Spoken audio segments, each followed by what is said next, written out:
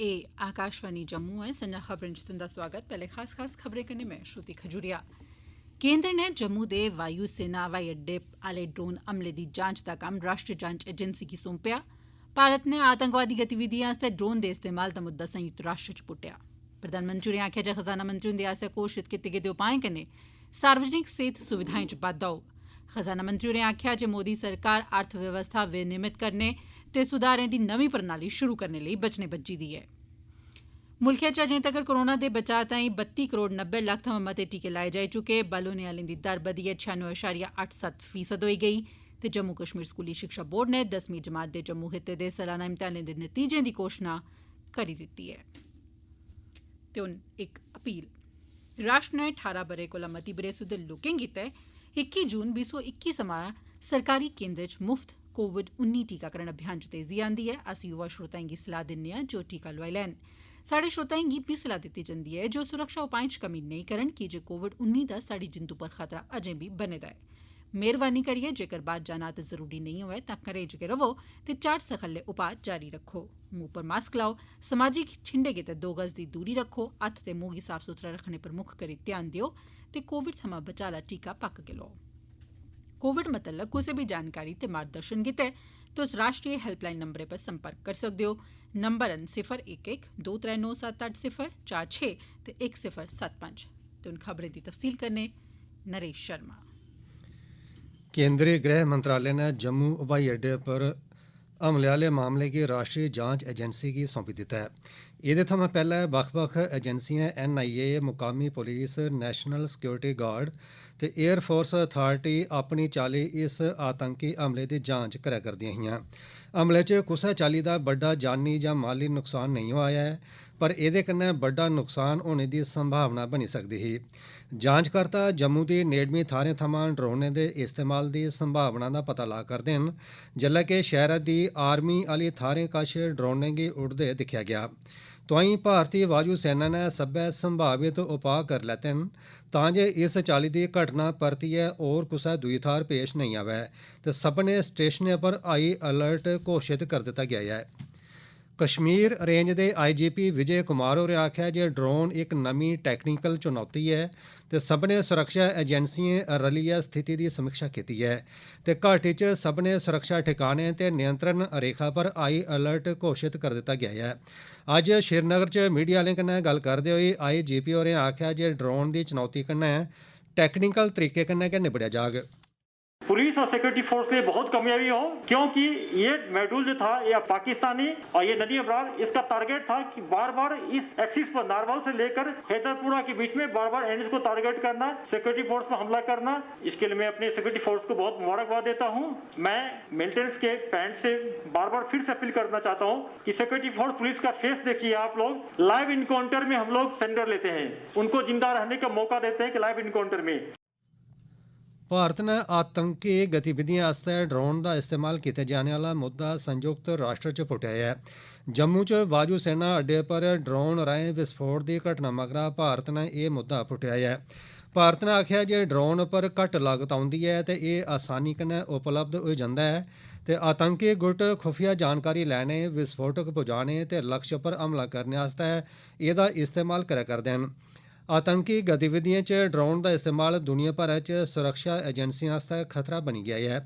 गृह मंत्रालय च विशेष सचिव BSK कुमुदी होरें सदस्य मुल्खें दे आतंकवाद रोधी एजेंसियें दे प्रमुखें दे दुए संयुक्त राष्ट्र उच्च स्तरीय सम्मेलन गी संबोधित करदे होई एह् गल्ल आखी। उनें गलाया जे सामरिक ते होरनें जायदादें खलाफ आतंकी मकसद आस्तै हथियारें कन्नै लैस ड्रोन दा इस्तेमाल सदस्य मुल्खें आस्तै गंभीर चिंता दा विशे ऐ। उनें राष्ट्री समुदाय गी आखेआ जे पाकिस्तान गी अपने इलाके च आतंकी गतिविधियें गी चलाने आह्ले गुटें खलाफ सख्त कार्रवाई ताईं आखने दा स्हेई समें आई गेआ ऐ। प्रधानमंत्री नरेंद्र मोदी होरें आखेआ जे वित्त मंत्री हुंदे आसेआ उपाएं दी घोशणा कन्नै सार्वजनिक स्वास्थ्य सुविधाएं च बाद्दा होग, चेचा करियै घट्ट सुविधाएं आह्ले क्षेत्र च ते मैडिकल ढांचे च प्राइवेट निवेश गी प्रोत्साहन थ्होग ते महत्वपूर्ण मनुक्खी संसाधनें च बाद्दा विस्तार होग। उनें आखेआ जे इस घोशणा च खास ध्यान बच्चें लेई सेहत सरबंधी दिक्खभाल आह्ली सुविधाएं गी मजबूत देने पर ऐ। श्री मोदी होरें अग्गें आखेआ जे करसानें दी मदाद लेई केईं पैह्लकदमिएं दी घोषणा कीती गेई है जेह्दे कन्नै लागत च कमी, आमदन गी बधाने ते राई बाई गतिविधिएं च लचीलापन ते टिकाऊपन गी सहारा थ्होग।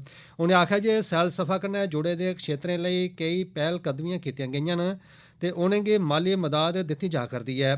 श्री मोदी होरें आखेआ जे इनें उपाएं कन्नै आर्थिक गतिविधिएं गी प्रोत्साहन थ्होग, उत्पादन ते बाह्र माल भेजने च बाद्धा होग ते रोजगार दे मौके बी बधङन।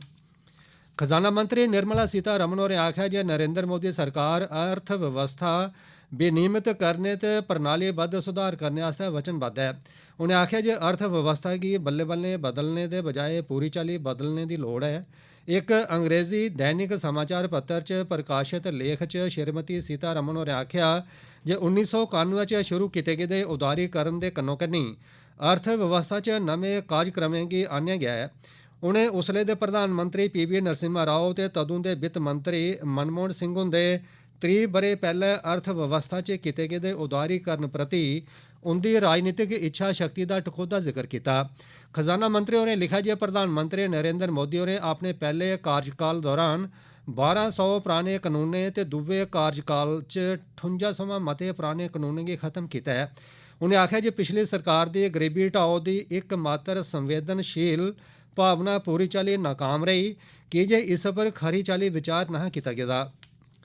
उद्योग जगत दे बक्ख-बक्ख संगठनें अर्थ व्यवस्था गी प्रोत्साहन देने ते बक्ख-बक्ख क्षेत्रें गी राहत उपलब्ध कराने दे सरकार दे उपाएं दा स्वागत कीता है। कल खजाना मंत्री निर्मला सीतारमण होरें 6,28,000 करोड़ रपेऽ समां मते दे राहत पैकेज की घोषणा की ही। फिक्की दे वरिष्ठ उपाध्यक्ष संजीव मेहता होरें सरकार की घोषणा का स्वागत किया। उन्हें आख्या जे नमें उपाएं कन्नै किश मौजूदा राहत उपाएं का भी विस्तार किया गया है। उन्हें आख्या जे कोविड प्रभावित क्षेत्रें पर ध्यान देना मौजूदा समय की लोड़ है। भारतीय उद्योग परिसंघ CII ने भी अर्थव्यवस्था की प्रोत्साहन देने आस्तै सरकार की घोषणा पर प्रसन्नता व्यक्त की है। ये खबरां तुस आकाशवाणी जम्मू थमां सुना करदे हो। बाकी दियां खबरें कन्नै श्रुति खजूरिया। भारत ने मुल्कै च कोरोना थमां बचाऽ लेई टीके दियां 32 करोड़ 90 लक्ख 29,510 खुराकां अजें तक्कर लाई दित्तियां न। पिछले 24 घैंटे च 52 लक्ख 76,457 लोकें गी कोविड-19 थमां बचाऽ लेई टीके दी खुराक दित्ती गेई। केंद्र शासित प्रदेश जम्मू कश्मीर च 44,17,498 लाभार्थियें गी टीके लाए गे। इंदे च अज्ज बड्डलै तगर 73,59,152 लाभार्थियें गी टीके दी पैह्ली डोज दित्ती गेई, जिसलै कि 6,58,346 जनें गी कोविड-19 दी टीके दी दूई खुराक भी देई दित्ती गेई ऐ। मुल्खै च 2 करोड़ 93 लक्ख 66,601 मरीजें दे संक्रमण थमां पैह्ले गै ठीक होने कन्नै नरोए होने दी शरह 96.87% होई गेई है। पिछले 24 घैंटे च 907 लोकें दी इस लागै करी मौत होई। एह्दे कन्नै गै संक्रमण करी जान मुआने आह्लें दी गिनतरी मुल्ख भरै च 3,97,637 होई गेई ऐ। पिछले 24 घैंटे च मुल्खै च 37,566 कोविड-19 दे नमें मामले दर्ज कीते गे, जेदे मगरा कुल मामलें दी गिनतरी 3 करोड़ 3,16,897 तक्कर जाई पुज्जी ऐ। केंद्र सरकार पास्सेआ राज्यें ते केंद्र शासित प्रदेशें गी अजें तोड़ी 31 करोड़ 83 लक्ख थमां बद्द कोरोना थमां बचाऽ दे टीके उपलब्ध करोआए गे। इंदे चा 31 करोड़ 4 लक्ख 91,565 खुराकें दी अज्ज बड्डलै 8 बजे तक्कर खपत होई चुकी दी ही। इंदे चा जाया होने आह्लियां टीके भी शामिल न। बक्ख-बक्ख राज्यें ते केंद्र शासित प्रदेशें कोल अजें बी 78 लक्ख शा मते टीके बचे दे न। करीबन 15 लक्ख 18,560 टीके अगले 3 दिनें च राज्यें ते केंद्र शासित प्रदेशें गी उपलब्ध करोआई दित्ते जाङन। जम्मू कश्मीर स्कूली शिक्षा बोर्ड ने जम्मू प्रांत दे सोहे आह्ले जोन दे 10वीं जमात दे सालाना इम्तेहानें दे नतीजें दी घोषणा करी दित्ती ऐ।